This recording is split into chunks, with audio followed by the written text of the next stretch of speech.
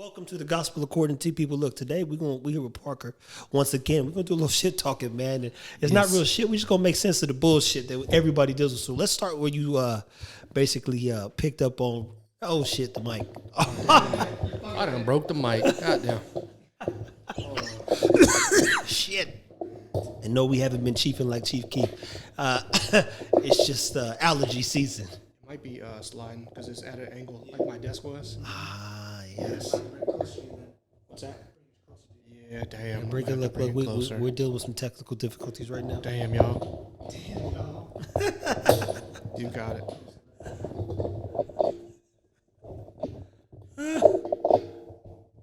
Is the echo supposed to be so high? It sounds like it's an echo, but I don't know that it is yet. He'll put it back on and he'll modify it. Bet it. Yeah, we're good. I won't touch it. I'll just lean in. Good. Well, look, we're going to restart even though we're here, so we'll just probably keep this going still because the camera's rolling. So, again, people, welcome. Yes. We got through the technical difficulties of the Gospel According to T. I'm here with Parker Lee, man. Go ahead and tell them what type of what? Yeah, we going to talk some shit. So, let's start with the bitch-ass niggas. Yeah. Because that was a chapter in your book almost, I think. Yeah, it actually, the book was... Don't be a bitch. That one. Yes. So what was funny about that is I got it from Grant Cardone in his book, The 10X Rule, but it definitely applies to life because niggas are bitches sometimes. Sometimes. It's man, there's a lot of good quotables right now. In that new song with Drake and Jack Harlow, he said, most of the bitches he's referring to is niggas. Yeah, Facts. I tell you this, I never was good at being friendly with a bunch of dudes. It made me uncomfortable. And challenges when you're confident, like I know Parker is and myself, it makes men uncomfortable. And the thing is I'm not at war with what they're at war with. So some men, they seek attention from a large group of women. So if you put him in the middle of a group of these women, he start acting unusual. Yes. And I had to check a nigga in 7th grade, bro. I ain't gonna say his name, but he said something. Now, mind you, I'm communicating in 7th grade. I said, bro, I left my book in your locker. I'm finna go and get the, book. He walking with his girl.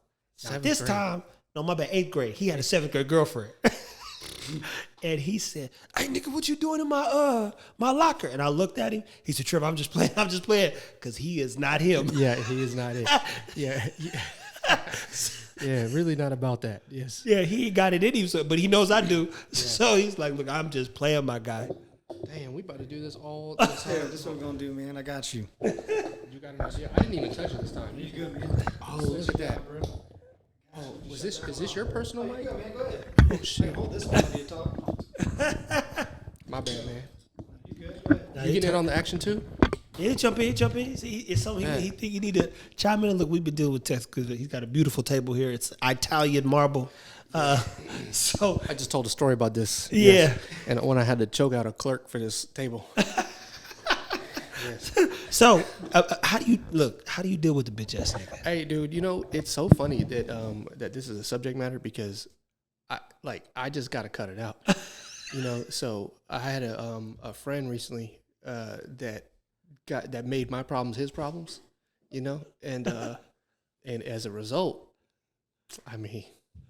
But look, he's your buddy, so when we get too detailed, but what does that mean? Somebody makes your problem his problem. He bring you through some bullshit. Now you gotta solve for some shit. Yeah. You know what? Look, so I'm a big proponent. I believe that obviously empathy is important in relationships, right? Of course. But in this situation, he literally felt my problems. And then at the end of feeling all these problems that I had for the year, he said, you know what? I can't believe what you put me through. I said, excuse me? Yes, excuse me? I was like, what? I was like, wait a minute. Hold on, bro. Like, you ain't serious. So, hold on. You got to laugh to keep from crying sometimes or beating some nigga's ass. Yeah, this is comical. And so then, you think, all right, bet, I'm going to hash it out, even though we don't think the same. Right? At all. We talk about it. And then I thought it was resolved. A month later, he come back and spun the block. Same thing. I'm like, wait a minute. How does that work? How are you going to bring the same problems to me that I thought that we already resolved? So we don't talk. That's it. That's it. We don't talk. Well, I like that. The one thing you said, I was with an OG one time and I seen him with this old lady and I said, yo, bro, what happened to old girl? And he was probably in his 50s. He said, Trev, man, we don't think the same. And I said, what you mean? And he had broke that down too, because a lot of times people, I told individuals I've been in whatever involved with, like, yo, we standing at literally from two different mountaintops with like a crater in between. Yeah. And what you seeing and what I'm seeing, two different things. Yeah. And there's no way we're going to get across this thing to like come to like together and make sense of what the fuck's going on. Yeah. Hey, look, I'm going to interrupt you real quick because your beard looking crisp. Look, let me tell you something. Hold on. I've been looking. That motherfucker was crusty this morning too. You should have seen him, bro. Like Kimbo Slice. Kimbo Slice on a bad day, for real. Hey, look, I know you got the beard going on. I'm struggling, but you are looking. That's light skin problem, brother. Yeah. Same here, man. That's why I just shave it all off, bro. I don't even play that. Now, see, the problem is I look like a turtle if I shave the mustache. I just let that shit go unruly. But your shit looking crisp. Hey, I'm about to get that Rick Ross going. He got the cold shake in there for sure. He definitely got some cold shake in there. Oh man, he gonna add the color and everything, bro. That's just the fact. They pepper his shit up. I ain't gonna lie. Hey, But it works. Hey, it has to, man. Like, if for 2-3 days you don't wash no part of your face, Face was all oily and shit. just to keep the colors just saturated. I want that Joker to look like it is there. You feel me? And then you got to get a special rag because that shit don't come out no rag, bro. For real? Bro, that black is tainted. Whatever he puts in that shit, it's like putting tar on your face. Damn. Yeah, no exaggeration, man. And it's hard to get out sometimes. One time, look, see, we about to pivot real quick. So one time my barber did me dirty like this, where like, so you have enough hair where I almost didn't notice. Like I'm like inspecting your shit. But for me, this is the extent of where my hair goes. And I came out looking like I had a full on beard. So he Joe Buddened you. He Joe Buddened you. Dude, Remember? Joe Budden. Oh, Joe Budden learned from me on that situation. It was crazy. Everybody was flaming Joe Budden back in the day. Bro, my shit, and the crazy part is I had to walk outside, and so I started sweating a little bit, and that shit hit my shirt. I was like, what is happening? Why did we do this? And I didn't know he did it to me until it hit my shirt for real. Like, I was like, what is on my I shirt? thought that Barber give you a little look at the end. He didn't give you no look. Bro, see, I have been going to him for so long that It's like chop, screw, move. yeah, exactly. He hits me in like 30 minutes or less, and I should have known something was up because he literally was like dusting my face, and I didn't know. So next time I say, don't touch me with that cold shake. Don't touch me with that shit, man. Well, Desiree was looking at me like I was crazy. She goes, how did you grow a beard so fast? Well, you see what they doing with the toupees and everything for men nowadays. They gluing hair, chopping it off. Hey, bro, that shit is crazy. It is crazy, man. Niggas getting their whole cap pulled back and then glued back on. Look, Bro, it's so weird, man. Like, it's like peeling snake skin almost, man. Hey, look, I get it. Like, if they have that problem, but shit, that shit is like realistic. It looks serious. You would never know if you didn't know. Shorty could definitely pull the hair and like it wouldn't come off. Well, I don't know. I'm not gonna put. I got all mine till it's gone. But Hey, bro, yes, I feel you, but like at the same time, like it looks for real. so, what do you think's the hardest Let part? this man out. He's fine. What's the hardest my part dog, you y'all. think? Yeah, that's just blue. What's the hardest part you think about dealing with a bitch ass nigga? And how do you address him? Hey, bro, you know the hard part is like if I'm not fucking you, like why are we emotionally charged? Yeah, that's a good point. Like, what are we doing? I said something to a guy one time, and this is no disrespect to the guys who were raised by a single mother. I basically was. I said, boy, you must have been raised by your mama. Damn. Because he just was too emotional, man. You can kind of tell at times when somebody's got too many feminine tones to him. Because the minute you say something, he like in his feelings, and he's like whining, he's complaining. He's got this. Fussing. He know how to play the victim. You go, Dude. what? I mean, I think everybody has a little bit of that in them, but you know, like you got to control it. Yeah, well, to a degree. I think the people who don't know how to overcome stuff do. Yeah. And that could be both sides. You know, like, all right, not to get too serious, but you know, that's like, so I think we talked about this like with therapy, right? Yeah. So I started therapy because I'm crazy, and not everybody that goes to therapy is crazy, but I am. I think everybody who goes is in some form or fashion a little crazy. Yeah, I mean, we're all a little crazy. It's just like, do you acknowledge that you're crazy? Exactly. So in that, I realized how many emotions, and even though I don't operate on the wavelength that this homie did, I still see that like I had some funny traits in my system, right? And you don't always know until someone talks about, are you sure that's the right thing to do? Oh, damn, I'm a hoe too. At that moment, moment of realization. So what was that like for you when you realized that you was had a couple of them tendencies?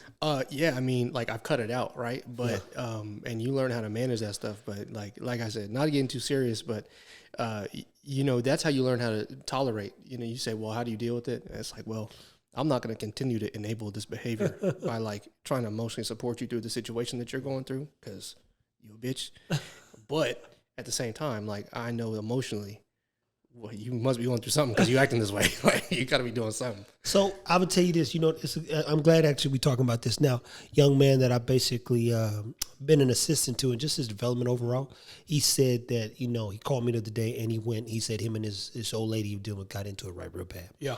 And he gets into that machismo, you know, like, I definitely ain't letting a woman talk to me like that.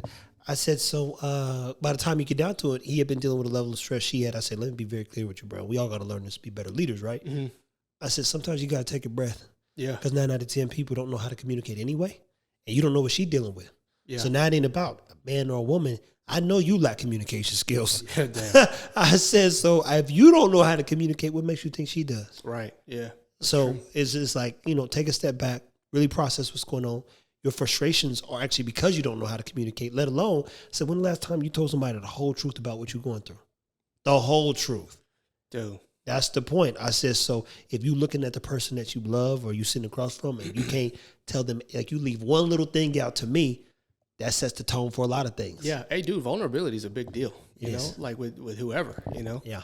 Like, yes. Like, I know when we first reconnected, you were like, what happened to you? I was like, hey, bro, you know, real shit, I've been going through some things. Yeah. You know? And that's what I appreciate. I was like, damn, bro. I love that because I think nowadays, too, so many people aren't being authentic. Yeah, for sure. And in authenticity, it's imperative. Yeah. That, you know, for one, you connect to those kind of people. For two, when they're being authentic, man, you know, I can learn a lot from this person. And you have a patience and a calmness to you, so you are sensible. Yeah. I love sensible people, man. Yeah, thanks. Because then you could build some stuff with those kind of people, man, and even learn from them. That's the biggest. I came back to learn from you, man. Yeah, I appreciate that. Yeah, I mean, shit. When I first thought of, you know, doing this and that, I was like, yo, I can call this person, get their perspective, get some good insight because they've practiced this way of business, and we'll get to a business talk later. So stay tuned there. But on bitch ass niggas, and what's the challenge between men and women? Because I know we talked about the two. Like, what's the fucking fight about? Dude, I think that you know, men tend to operate at 30,000 feet, and women tend to operate on detail. You know, and like, so that's how me and my relationship are. Is like I hear the overarching like strategy, or I hear like the concept, right? And then the implementation of that concept is where I get it all fucked up because it could be, you know, it comes out the same to me, but for her, it's the detail. Well, you didn't do it this way. So it's not right. We'll see. So that's the other thing, too. Yeah. I told the young man, I said, when we get into that place in life where somebody got to be right and somebody got to be wrong, I said, do we ever stop fighting? Yeah. No. Yeah, I mean, like, obviously, you know, relationships, you're always going to bicker and stuff, but the reality is that you got to learn how to understand. You know, there's always going to be disagreements, but understanding is an important part. But sometimes it's like understanding that we're not going to agree. Yeah, agree to disagree. Yeah, and be okay with that. In a loving way, you know, not in a you ain't shit way. Well, and why is it that people want to take it there immediately? Yeah, thanks. Thanks. Some people just like to fight, you know? Some people just really like to get after each other. So they like that drama and that bullshit, man. Yeah, facts. I have a question. So so what do we think about this whole city boy trend in the Hoochie Daddy shorts? What's up with this? Are we is niggas showing their legs all summer? Is that what happened? You know what? I like, am I supposed to be quads out? Somebody come with this ridiculous, and like anything, it's trending now, right? Yeah. Now here's my thing is, I get tired of pulling up my shorts over my knee when I am doing legs or something, right? Bro. So it's like back in the day, everything was, boy, your shorts had to be below your knees or you. You're funny. Yeah, you're a funny guy. You say, oh, you're a sweetheart, brother. Yeah. Now it's like the shorts can't get short enough. Dang, yeah. I'm talking about one dude I saw. He's huge. And he wearing 4-inch inseams. I'm like, my man, 4-inch inseams, like everything falling out for me. What are you talking about? That too. I don't want to be that uncomfortable, bro, or that comfortable with, you know. So is it a thing? I mean, it looks like it's a thing because now what are people gonna do? They're gonna go feed the trend. Yeah, girls are onto it too. They're like, yes, we want to see you in the Hoochie Daddy shorts. I'm like, what? Hey, bro, I ain't gonna lie. I got a couple pairs. I got a pair that I got from a year ago, runner shorts, and they have the little net and everything, all the little stuff that them things.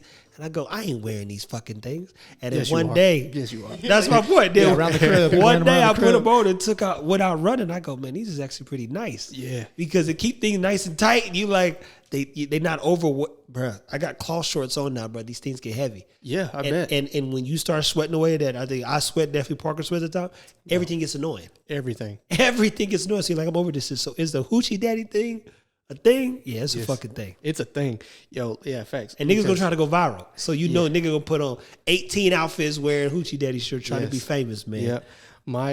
I had some Hoochie Daddy shorts on the other day, and Desiree looked at me, she goes, all right, yeah. She's like, you look nice. I was like, shit, I'm about to get attacked. I'm with this. I'm like, what the hell? She about to jump my shit. Hey. So what would you say then is the hardest part when it comes to like building a relationship? And you don't even have to talk about the one you're in now, but just in general, man. You know, we've gone through a lot growing up, and we try to make sense of how to be better men at times. Yeah. And we've been on some fuckery shit. We've been on some good shit. We've been on some fuck you shit. What's the hardest part about that whole fucking thing? Yeah, I think it's like we were talking about, right? Is that women and men operate kind of at different wavelengths, right? Yeah. And not all the time, but you know, a lot of the time, you know, and maybe just different people, right? But like generally speaking, I'm a concept person, right? I'm not so much a detail person. We talked about that last time. And so with my wife being a detail person, like for us, that's the issue. 100%. All the time. Yeah, so I think it's not necessarily like I might take a step back and say it's not a women and men thing, just a people thing, right? Like just us having a different understanding. The problem is that when you get feelings involved, so it might, when you put romance and all these other things that are in the mix, that's when it becomes more taxing. Yes. Because, you know, like, you know, she says, well, I want to feel loved in this way, right? And defines it. And I'm like, all right, cool. I understand. And then in my mind, I understand the concept. So I'm like, all right, I'm going to do it. I'm going to love you in that way, but my way, you know? And that makes sense, right? To me. I mean, it makes sense to me too. Yeah, no, exactly. I'm going to the same shit. Yeah. Same shit, because it's different expectations at the end of the day, but same concept. But, you know, women are so visual and like in detailed in that situation where they're like, all right, you know, I want that wind to be blowing a certain direction, and I want, you know, the house to be a certain temperature. Oh, God. And the roses to be a certain age when you hand them to me. And I need you to have an exact sparkle in your eye, you know. Got to show that right emotion. Yes. And if you don't, you could have done all the other things. You could have given her the roses, and you didn't have the right clothes on, the right temperature in the room. Oh my God. You know, and smile right. So then it goes like, is it worth it? You mean to get these animals? I'm about to let the animal out. You want me to do that? Take a break? You could. Yeah, he's tweaking, man. So then it goes back to, why is it worth it, man? Why does it matter so much to me? Yeah, I mean, outside of you know, your individual happiness, companionship's so important. Like you know, the point, like the reason I'm in the relationship that I'm in is that I fully believe that she can take me places where I can't go by myself. Yeah. Right. So that's my reason. Right. And she looks nice. You know, like I believe that as a partner, she's fully capable, right, in that degree. And so I think that we can be additive to each other once, you know, and that takes work, right? Like, because not everybody, you know, my vision of success for her and her vision of success for her are different, and same thing vice versa. My vision of success for me and her vision of success for me might be different things. That doesn't mean they can't be mutually applied. They can't be achieved together. Yeah. It's just that we have to talk through that and reset and set those expectations, right? So, you know, to talk about the challenges between us, or just people generally, you know, I think that is where most of the rub comes. Is like, how do people envision success, right? Yeah. Whether that be the relationship, professionally, with the kids, with, you know, finances, who knows, who cares, right? Yeah. Just everything, and then how you enact that. Interesting, man. Yeah, this is a real life situations I'm going through right now. Hey, and we talked about having this moment even where we could talk about all the things that you had learned about yourself, even, man. So in your road to therapy and in some sense just trying to better understand yourself, what's one of the hardest things that you had to accept or you learned about yourself? I am a control freak. Dude, I need to have every ounce of control that I can. And it's you know, when you are dealing with people, especially who don't have the same mode of operation that you do, it's hard, right? You can't, and like my wife is totally different. Like we operate on a completely different wavelength. So, you know, my thing is like, we have a problem, solve it today, right now. And she's like, oh no, I gotta feel it. You know, like I gotta feel the problem. I need time. I need to think about it. I need all these different things. And I'm like, man, fuck. I don't want to go to sleep like this. Like, so I'm up all night just upset. And she's like sound sleeping because she's like, I'm thinking through my problems.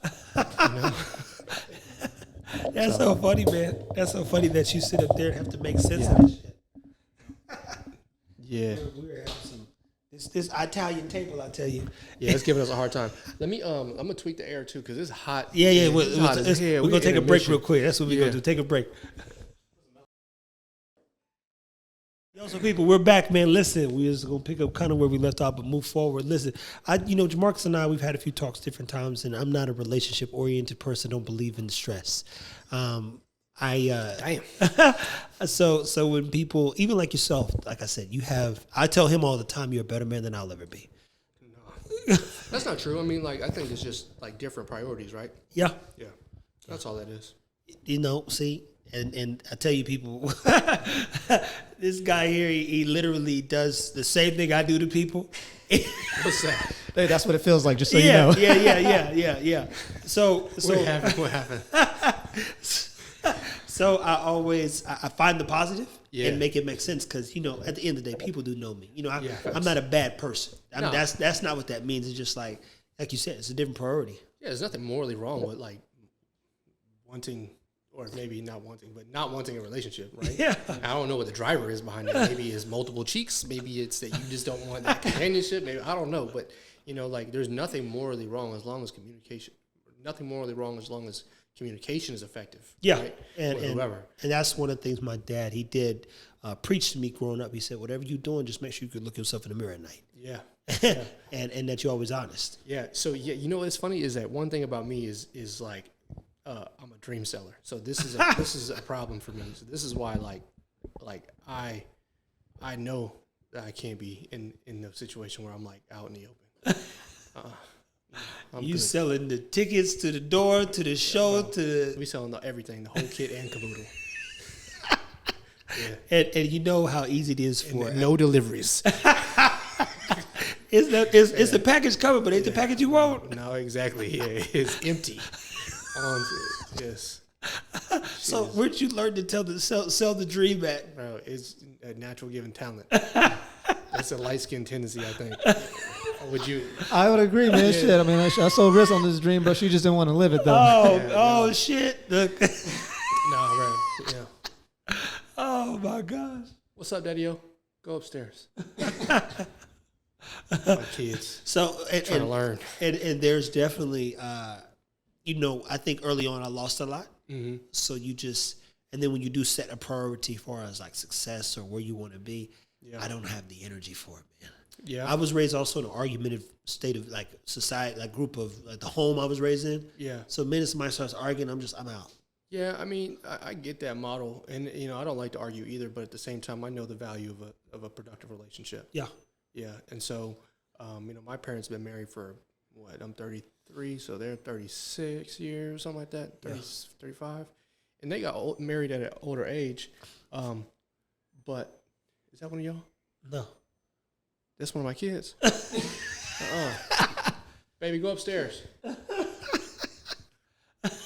My bad. You just good, said you something. I was good. like, wait a minute. You good. The microphone picking that up? No, you good, man. So my model of a relationship is different than what yours is. Absolutely. And so I do believe that even though I know I can carry myself far, right, and I can carry myself to my dreams, I believe that a partner could, help me, not necessarily in a professional way, but, like if you're not healthy, right, you can't perform in other ways. So I know that, like the stress and the burdens that come with being a high performance individual, super high for like one right. mode go. Yeah, exactly. So you have to think, right? And I'm probably gonna break your brain a little bit on this, but like when you have a hard day, right, and you come home and there's no one to bounce the ideas to solve those problems with, right? That is vested, right? Like you can talk to him. You can talk to me, but at the end of the day, like I got my own shit, When you have a companion, your shit is their shit. And so if you have someone who's truly vested like you are, when when they solve problems, they should be the same. It should be the same outcome. Yeah. Right. And so that's, I think, the benefit of a companion outside of like the transactional things like sex and, you know, like kissing and touching and stuff like that. Like you're talking about the long-term strategy, the love that people build, right? Like that's all important. But then you think about like, all right, what do you want to leave in this world? What imprint, right? I mean, if you have kids or whatever it is, that ability to like solve problems with the same interest in mind. So give me a problem that you feel you couldn't personally solve without No, I can assistance. solve all the problems. No, that's not it. It's not it. But the difference is that I might be able to solve them faster because I'm emotionally supported to not going in, you know, because sometimes you can spin off into going to a whole different world, right? Like my homie, right, who decided that my problems were his problems. If he had a shorty to talk to him through this, like, be like, hey, dude, yeah, you going off the deep end a little bit. You know what I'm saying? Like, because maybe what was important to him was the relationship, but what became important to him because he let himself spin off into Mars was, you know, solving his problems in his own way, like these emotions that he had. You see what I'm saying? Yeah. And so it's not that I can't solve the problem on my own, but, you know, I might not have a level head because the emotions are charged here with me, right? When I go to the office, she's not with me. So when I come home and I give it to her in an objective way or in a way that she can comprehend and like flesh out all the BS, now she can support me. She can help me solve the problem, right? Mm-hmm. She can think about it in a way that maybe I wasn't because of me being in the situation and not seeing it from a third party, right? That is just one example. There's so many situations that can apply to. I mean, we can get into the nitty gritty, but like, let me see if I can think of something. Yeah, so like one situation that I've got is, you know, we've got one of my employees have relationships, like they have relationships, right? They together. One's important and the other one's not so important, right? And so, you know, one thing I talked to her about is like, how do I solve this problem, right? Because, you know, the non-important person or the important person's problem? Well, together, because, and let me say, they're both important. One's more important than the other, right? Right. One's conducive to our growth. The other one's doing their job. Yeah, precisely, right? And so, so in that perspective, you know, it's difficult for me because I have to listen to both sides, right? And I'm hearing like both angles, and I'm emotionally invested in both situations, in the whole situation, and I'm thinking about a totally different thing. Like I'm thinking about the people. I can talk to her, and she thinks about the business. She's like, hey, you know, we got to eat. And I'm like, okay, yeah, you're right. We got to eat. So she's like, who's going to make sure that we eat? Yeah. Right. So, and eventually I would have got there. Right. Mm-hmm. But I would have been fleshing through all these other situations and these other thoughts, maybe for a day. Right. And I come home in 1 hour. She's like, we're hungry. You know, you have one of those, but I think you have that empathy thing too. 100. Well, it's funny you say that because I've had to work on that. Yeah. It's a learned trait. I'm not given that trait. I'm given the fuck it trait. Yeah, no, and that's that's what I think sometimes, because I've heard this kind of before too. It's hard for me to connect to that still because where I'm come from, mm-hmm. being emotionally reactive will get you killed. Yeah. So I can't ever respond unless I'm angry. Yeah. You know, and then I learn to talk myself off the ledge. Yeah. Because if I react the way I was taught to, yeah, I'd be in jail already. Damn. for that ain't it. Because there's two extremes. You know, so you either care or you don't care. And if you care, somebody got to die. Yeah. That's how we was raised. Side question: could you survive in jail? You know what's fucked up? It's a true story. My little brother, he's a bitch ass nigga. Damn. And my mom, she said, you know, I tell people my oldest son, he could survive in jail. I'm like, what? Why would you say that? And she's like, well, I'm just saying. I said, yeah, that's because your other son, he wasn't raised in the environment I was. I mean, my sister, she would have went to a school called Ruskin back home. Mm-hmm. My dad took us to the white area, to be clear, because he said she wouldn't survive in the area I was raised. He's like, yo, she won't make it. We gotta get out of here because she won't make it. Damn. And so, could I survive? Yeah, because I've had to do things that the average person could do. Would I survive? Would I want to? No. But I was raised in solidarity. I know how to be alone. And I know how to hurt people. No. And I mean, just to protect myself. Nope. Survive as far as like you talking about mentally. No, I ain't doing none of that. bro, I'm not going to jail. I don't do it. If they start acting up, Catch me in Barbados somewhere. but that's my point. Like, island. I would never. But that's the point I'm making is like, you got to think things through, and nothing's worth that time. So my dad did 7 years in level 5 prison. Every other weekend from the time I was 5 years old till I was in middle school, basically, we went to Cameron, Missouri to go see him in prison. So that impression, watching his mama cry every day, every time we left, his mother would cry and hold on to him. That's enough for me to say this never gonna happen. This never. So no, I could. If I had to, but I'm not going. I'm like, bro, I'm not getting no trouble. Dude. What y'all doing? That sounds stupid. That sounds illegal. Y'all going to jail? Yeah, y'all going to jail, bro. I'm not going with y'all niggas. Yeah, facts. No, like, so, my perspective is like, don't put yourself in that position, right? Ever. So I think it's funny. There's a dude on the internet. His name is Charleston White. You ever seen this dude? No. He be snitching. Oh, skinny dude. Yes. Yeah, he be ratatouille. He's too much. Like, he's the kind of dude, like, I'd probably beat his ass. Like, that's too much. But he really don't care. Like, he really is, like, out here, like, I'm a snitch. Like, I don't care. I'm a snitch. He also was like, he said something about how he goes into businesses, and his come up is he's known as a slip and fall nigga. One day he gonna slip and fall for the last time. Yes. He said he been gone in like 10, 12 businesses, slipping and falling, catching checks. I'm like, dude, that is crazy. Like, how many times you gonna do this before someone put you under the business? Or literally, that's crazy, bro. It was a dude in the church that used to do that, man. And her slip and fall nigga. Yeah, I'm not gonna say. Everybody knows his wife's real respectable, but him and the crew used to do that in city work zones. Really? And then that nigga broke his back, and now he's in a wheelchair the rest of his life. Bro, but he would like, bro, you gotta watch it. It's like a DJ Vlad interview or something. It's hilarious. Vlad TV's good, man. He gets some it's like, dude, who is this nigga? And then you listen to a couple things, and you're like, damn. Yeah. Who is this nigga? Yeah, sometimes, yeah. How did he even get into these places that he's talking about? Yeah, sometimes, but then this dude is literally talking about like going to like a body shop and slipping and falling, or like talking about when the homies at the body shop are talking about what they did over the weekend. He's like, "Oh, y'all fuck bitches. Oh, okay, bet." And then he go report that to the EEOC, talking about I feel uncomfortable. What? Damn, bro, that's fight music right there. All day. Yes, as a business owner, nah, bro, we not doing that. He's a professional victim. He's that's a good one. Yeah, that's a good one right there, bro. That's a good one. Yeah, hey, write that down. He should use that as his Twitter handle. Yeah,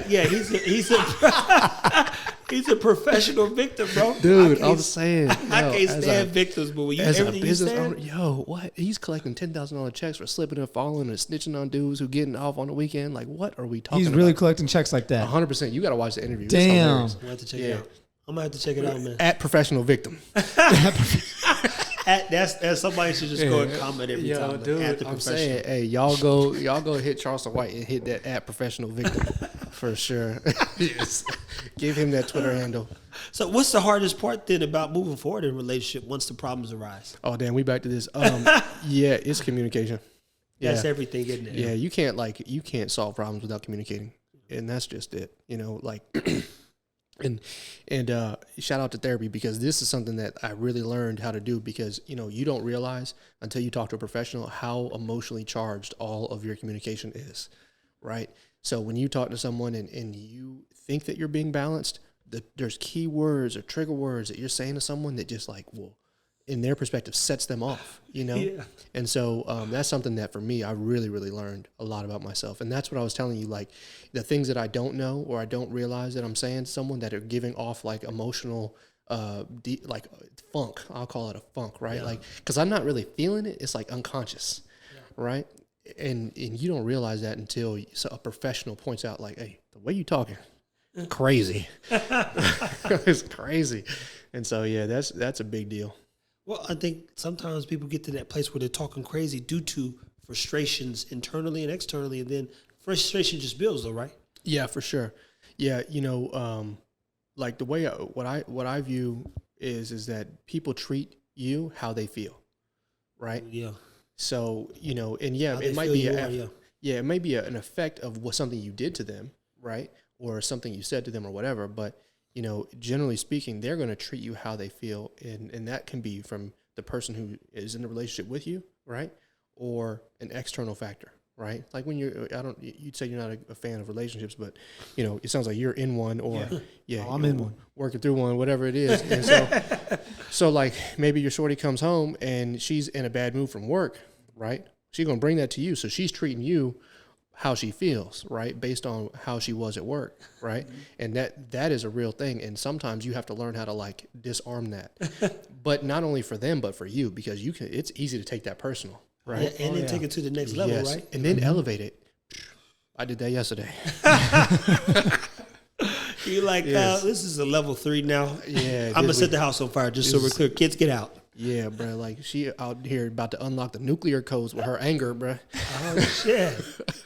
Jesus Christ, man. And you know, what's crazy is that it wasn't even that bad. Like, I was saying it was not that bad, but I couldn't feel her feelings, right? But I was understanding, and I was like, all right, this is probably like a 4 out of 10. But me yapping made it a 7 or 8. Yeah, maybe might have made it 11. I don't know. Oh man, it just went real fast, man. Facts. Fuck, man. So yeah, communication is important, and making sure you don't like use those like charge words, and realizing like how to disarm people and yourself.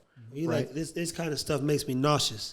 But see, like, and I'm like, all that shit to like fucking shit. But dude, it once you like, it's rewarding though, right? Like, you don't have kids. Do you have kids? I do have a son. Okay, cool. So like when you deal with your kids, you must know, right? Like, they're obviously not doing everything right, right? But you're obligated to love them, right? And so that's kind of like, if you carry that perspective, like, all right, I chose this person, so I'm obligated to love you, right? Then you get the same kind of rewards, obviously in a different way, because it's a different kind of relationship. But fundamentally, that choice that you make to be with that person, and if you do so in a healthy way, it's going to reap the same reward. So when your kids are like, or when your son is doing certain things, and maybe like, implementing the lessons that you're giving him, and those are things that like make you feel joy. Yeah, also, absolutely. We'll paint a picture of when to cut it off, though, because it sounds like you embracing the burdens of someone's issues as well, versus like, so my point is, you being very accountable in everything you're saying. Yeah. You're like, hey, I've now got my charge words down. I'm talking through things. I'm calming myself. Yeah. I'm even responsible after a situation and taking accountability. Yeah. Because I may have taken it to the next level and not even like even being considered. Now, what are they supposed to be doing? You can't be in charge of that. You can't be in charge of that. Yeah, like, I don't know. But ideally the same thing, right? But I can't be. I'm in charge of me. So when do you walk away then? And when is it clear, after you've done the work that you've done and others are doing the work, that it's like, yo, bro, like, you got to do something different? My deal is like, if I start going backwards, right? If I start going backwards, then I got to be out, because. And that means like emotionally and all that stuff? If I start like, for me, I'm like really in command of my emotions, right? And so, we all have, outlets, right? Yeah. So like when you start getting angry, you want to find a way to a lot of people find ways to release that anger, right? Go to the gym, and that's a healthy example, right? Yeah. But then there's unhealthy examples, like they hit things, they break things, they say mean things, right? Mm-hmm. And so if I start forgetting or start doing things with my negative energy that I'm not supposed to be doing, right? That's when I know. Right. So maybe sometimes you feel like a lot of men, they get neglected. They feel neglected in their relationship. So they seek the attention of other women. Yeah. Right. That is going backwards. Right. So that's a perfect example, in my opinion. And it's something that like I've been guilty of myself. Right. Yeah.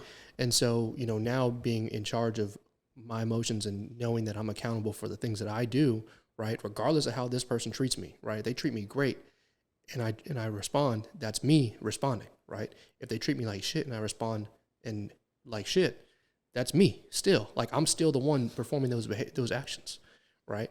And so I think it's really important to know that. And if you start going in the wrong direction is when you need to cut it out, right? But at the same time, right, you have to put yourself in position, right? So one thing that I also believe in is obviously I'm big on therapy, right? Yeah. And maybe not just therapy, but getting an outside perspective, as long as it's healthy, right? And so for me, it's really important to know when I'm going backwards based on the behavior that they're giving me versus when I'm carrying myself backwards based on me just not being in control of my emotions, right? Or doing something you want to do. Like, I just want Right. There's some people. Yeah, some people they just don't they don't flesh through like the different issues, and so they just start doing shit that they want to do, right? It's like, all right, well, yeah, you know what? Today was a hard day. Instead of logicking through that, like, oh, well, my whole life is bad. You know, my life is awful, you know, and therefore I got to go, you know, get bitches. Like, what? No, you don't need to do that. Like, you had a bad day. Like, it was raining outside, whatever. Yeah. You know, like, but there are people like that, right? You know, people who have just illogical or irrational feelings about things that are like normal daily life. Like, we have to embrace the imperfections, right? And by doing so, you realize that there's wiggle room for behavior patterns, right? Like, not everything, or behaviors, not everything is a pattern, right? So if your girl come in and she, you know, verbally kicks you in the dick and she only does that one day out of the year, that's not a habit. But if she starts doing it like every other day, right? Okay. You know, now it's starting to affect your psyche, right? Because she's like, hey, you know, fuck you. Yeah. Right. Obviously, it becomes a little bit more difficult to love her, right? And give her the love that you feel like she deserves. Or put up I don't like that phrase. That's very tolerant. Hey. Like, we don't put up with each other, like, you know. I mean, but you're also cognitive. Yeah. There's a lot of people that are walking through shit, putting up with it. Yeah, facts. And I agree that I think an outlet, be it a friend, be it a therapist, be it a counselor, somebody, is key when you can acknowledge that something's truly wrong. Yeah. Potentially with you, or that you really want to make a change or make things better. But sometimes that introspective look also paints a picture of how different you and potentially whoever really are. And you say, you know what? But compatibility is a choice. You think so? 100%. Dude, yes. So hold on. So you're saying that compatibility, meaning you can make yourself compatible with a person. Dude, yes. How so? Yeah, I think compatibility is a choice. And here's why I say that, right? Is because how many success stories have you heard about people who are dramatically different, right? Not many. I hear them all the time, right? But people who are just like polar opposite. You have an alpha female and a beta male, right? Or other way around. But that's why it works, because she ordered his ass around. But that's different, right? Or you have people who are exactly the same, right? Yeah. You hear success stories there. And you also hear horror stories on both sides too. But there's a lot of people as well who get to that, let's say their likeness, very like, and then they get divorced in the end. Because it's a choice. Because it's very difficult to serve two masters. What do you mean? Success and some woman, those are two different things. Yeah, but if you have a person who so then you have to, that's the thing, right? It's a choice.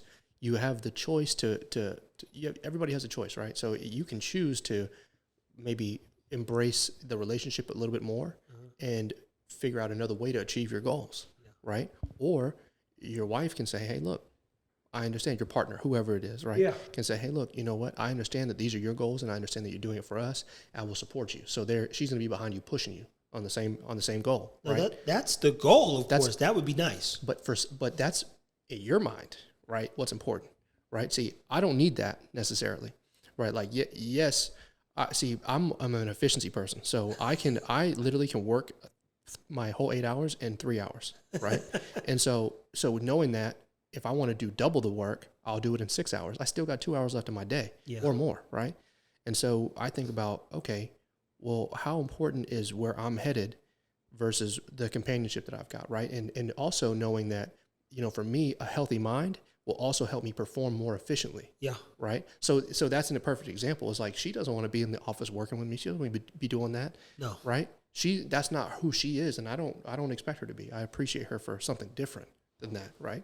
And so, and so that's why I think differences and compatibility is a choice. Like, if you can embrace the differences, or you can choose to let them be combative, let them be a problem for you. Well, I mean, that's one of the things I definitely personally, whenever I'm in a situationship or situationship, you let them know, like, hey, you know, do what you do and just let me be what I'm supposed to be. Yeah, but like, the challenge there is then you start creating communication gaps, right? Do what you do, like, it is what it is.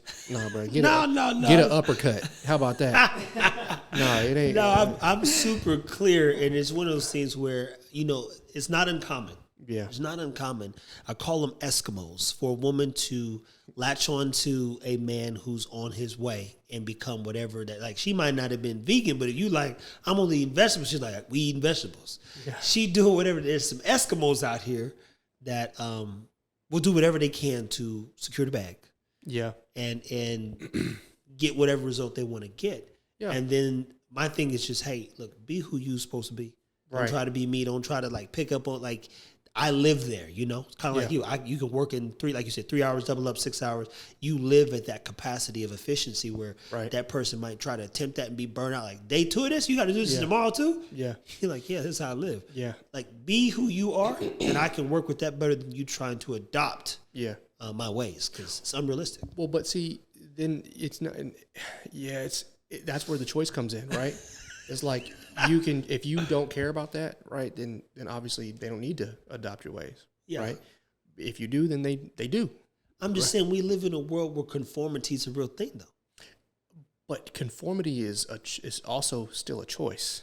But a choice indirectly programmed into the average individual. I disagree. Yeah. I disagree. So you think laziness is what's I don't think that people just decide like, all right, I don't want to be a billionaire, right? I don't want to be high performance. Nobody just says I want to be a loser, right? Or average. I think they do, though. Nah, dude, they don't. Well, their actions do. Nah, if they did, then why would they watch TV? They watch the Kardashians. They watch all these people. You know, people. They do it, right? Like they watch my old lady. Like they do stuff. They watch these people because they want that life, and they're living vicariously through these people. The people that they see on the screen. So it's more viewers than doers, then. Exactly, more viewers than doers. But the reason that they don't do is because they're just lazy. That's it. So hold on, look, it's like a circle. He's you're saying what I'm saying. Yes, but you're not saying it in a different. You saying it in a different way. Kind of like, I don't think people. But I don't think we're taught to just agree to be lazy. Like, no one's like, all right, yeah, we all lazy, right? Yeah, we gonna be lazy together. Cool, let's do it. Like, that's conforming, in my opinion, right? That kind of is. That's kind of one of those things. Like, for instance, you go and you have vacations and stuff. You take the family. I've seen the pictures and stuff. You've been in Puerto Rico with the family last year sometime or something like that. Mm-hmm. You do things to help open up their minds and things. Mm-hmm. But in that, part of that's also, I would imagine, and I'm just guessing, let me speak for you, is kind of like a reward yourself too. Like, guys, hey, I've been at it. I want to go and, spend some more time and have a good time with my people. Yeah. But then there are the people that went K through 12. And they were taught every day that these are your parameters. This is the box you're supposed to live in. Go get a degree, you'll get this, and that. So in a sense, that creates both, is laziness to a degree, because most people don't want any more. And that's fine, because we need good employees. Yeah, facts. we all need great employees. Yeah. But I don't think everybody thinks, oh yeah, I want to be that, because they couldn't be you.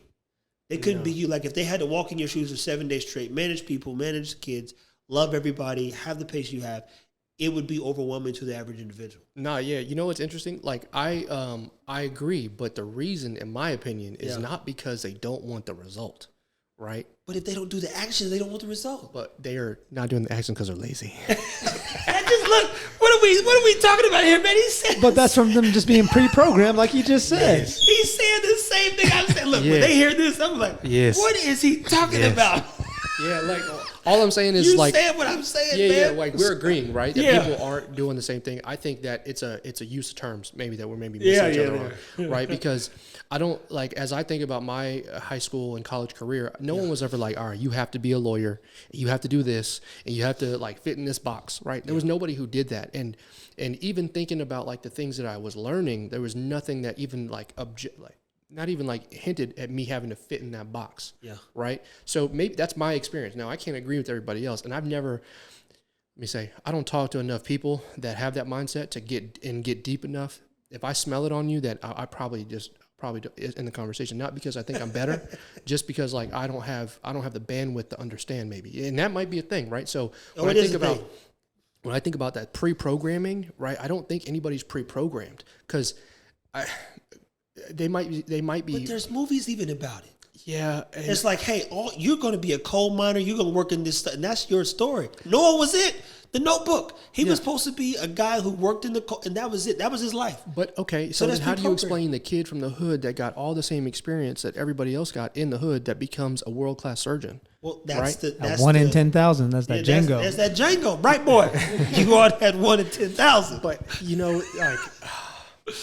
But I get what you're saying. To me, like, I get exactly what you're saying. Yeah, we're agreeing. Yeah, but no. I think the use of words, like, yeah. I don't think that the average is built in to us from a education perspective. Yeah. I think it's built in to us from a kill or be killed perspective, right? Because you think about cavemen, right? Mm-hmm. Right? Like let's go back to that, right? Where everybody's having different experiences, and genetically we're all still the same, basically. Yeah. Right. So you have people who can go hunt, right? Uh-huh. You have people who can only gather, right? And people who get ate.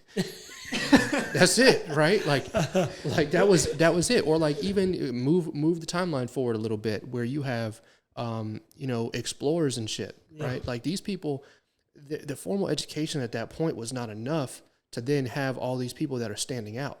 So in my opinion, it's not that we're being taught to conform, it's that not enough people have the drive to solve the fucking problem, right? And so when they start facing problems, because you think about like, and I'm guilty of this, and I know all of us are guilty. We have a business idea, right? We start running the direction. The first problem we run into, here we go, excuses, right? And that's okay, but that's not because, and clearly, we don't want to conform, right? But I'll still drop an idea sometimes if it gets too hard, right? Now, that's just me not seeing the reward at this point, but if I do see the reward, I'm a dog on a bone, so it's different. You never letting up. But, that's who I am, right? It's not, that's why I have a hard time saying that it's a conformity issue. I think it's a drive issue. It's a lack of action. But it's still, for me, based on, where I sit. It's a good perspective because we have two different experiences, obviously. Yeah. And so, even the Bible says, do not conform to the ways of this world, for the ways of this world are wicked. Yeah. But the one thing they all want you to do is to conform. And even people that I try to tap into at times and motivate, the first thing comes out of their mouth is they're worried about what to post on social media because of what people are going to say. So I said, who are they? Who's calling your phone, telling you what to post and how to be? And they couldn't give me a name. So conformity is assuming that there will be repercussions for you being you. Versus do this, go that way. You know what I mean? Hold on one second. Ezra's not down here.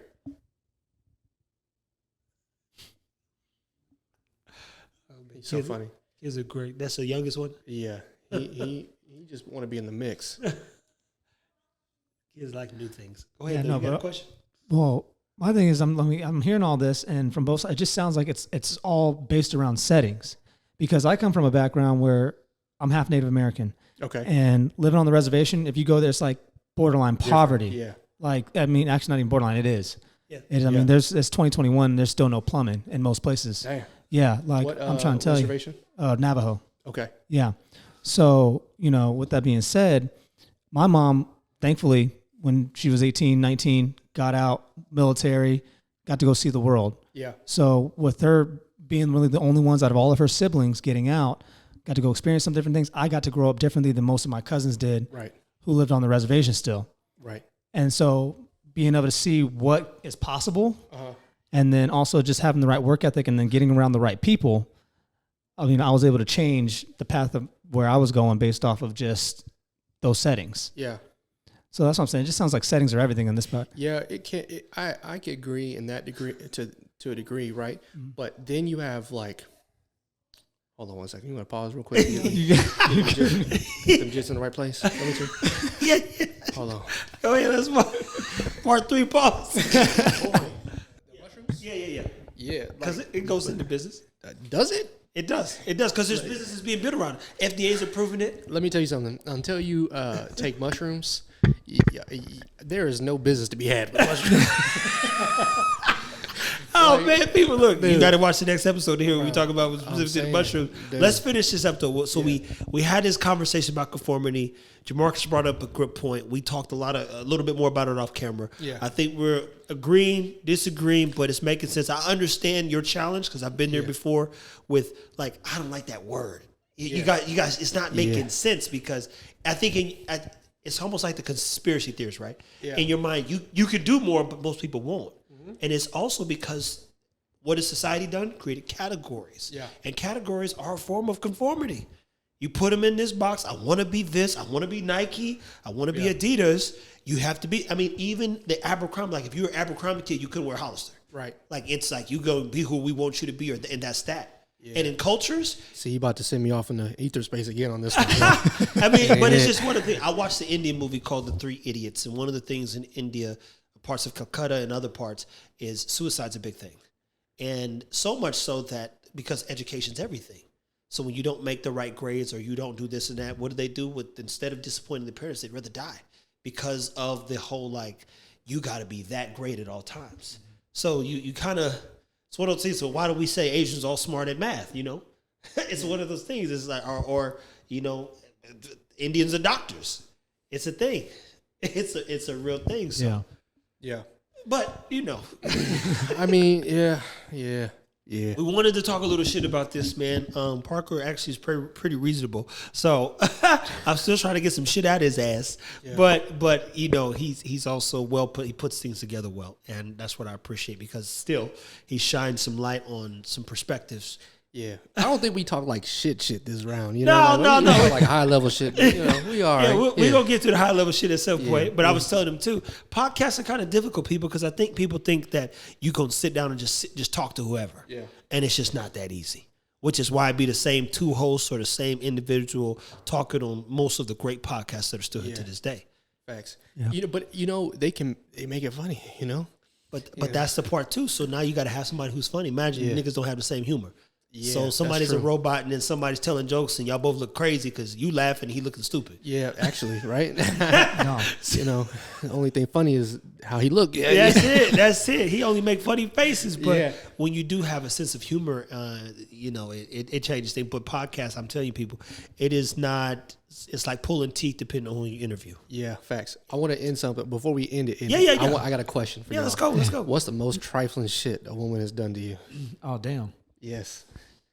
Most trifling shit. Yes, the most trifling female experience. Well, you know, I'm gonna tell you this. Trifling meaning like she cheated on you or something, or trifling like the first of thought.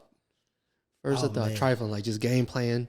She cheated, she's funny. You know, 13 plus years ago when I was in that one relationship that I ever was in. Oh man, he got the ear itch. He's like, I'm about to tell it. But I actually tried to give a shit. It was years ago. Yeah. And I tell you this, man. You know, I run an honest game. An honest game. And I would tell you that bitch, she had been lying for so long that you know how like you turn into that person, like, I'm going to just call this nigga. She's like, you called? I said, yeah. She's like, well, what you mean you gonna call this nigga? Nigga, I knew the nigga's number. Oh, she was jacking with. Okay, damn. So he was like, yo, I'm gonna call you back. He was mad nice. I didn't call him on no rude shit. I ain't trying to check. Because if she's that way, then let her be that way. Damn. But like, bro, she lying to me, you know? He was nice about it? Man, he's not that kind of person. He's not that guy. He's not that guy now. Come on now. But yeah.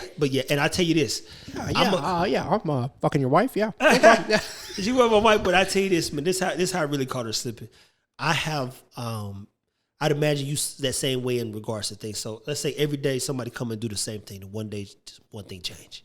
Yeah. Now, I'm not saying that's the expectation, but it dawned on me because the bitch was already sneaky. Yeah. That out of 2 months, let's just say 2 months passed. Okay, she didn't put her phone on the refrigerator today, and I don't even check her phone, but she didn't do it. Yeah. And it's 2:30 in the morning. I get up. We live off Euclid in Cleveland, Ohio. I go down to the car trying to find a phone. I can't find the phone nowhere. Dang. And so I remember like, fuck, let me just call the phone. Call the phone and the vase lit up.